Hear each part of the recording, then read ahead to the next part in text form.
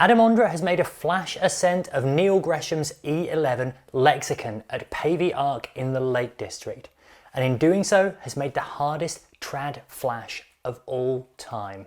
Neil Gresham made the first ascent back in 2021, and 2 weeks after, Steve McClure swooped in for the second ascent, but not before taking a 20-metre fall off its penultimate move.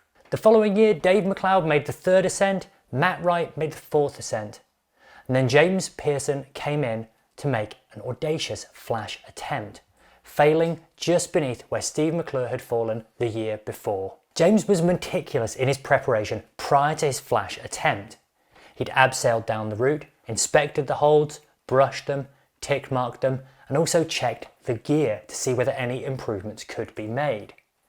This realistically stretched the definition of flash, but James was always honest and open in the way in which he went about doing it, and he had this to say back at the time. I'd be the first to admit that I'm pushing even my definition of flash.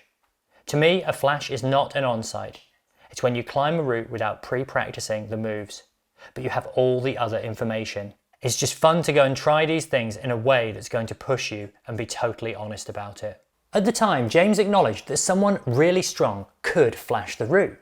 And if you could say flash a French 9A, then flashing an 8B plus on gear would be completely feasible. However, the question was, who?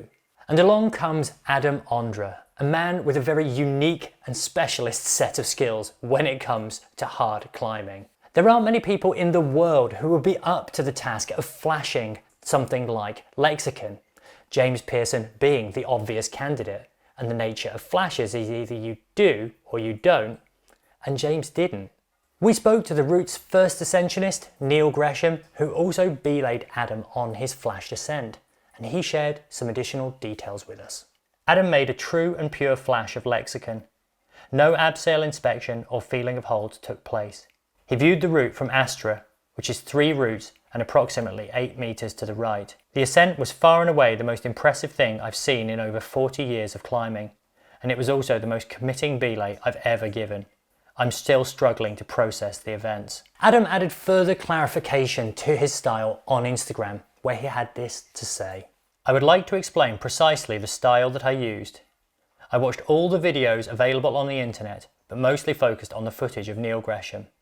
It was Neil who first rappelled down the route, cleaned and chalked it up for me. Then I rappelled down from the top, approximately 8 metres to the right of Lexicon. Then Neil explained to me how to place the gear in the brake and the moves in the upper head wall of Lexicon. Then I climbed back up to the top ledge and warmed up on the fingerboard.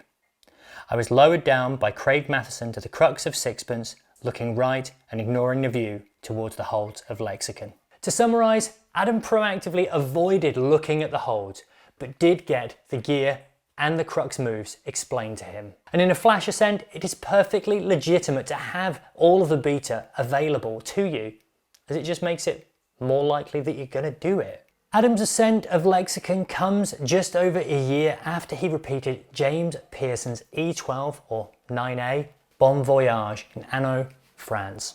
Adam described Bon Voyage as being a solid and specific 9A if it were to be on bolts, which it obviously isn't.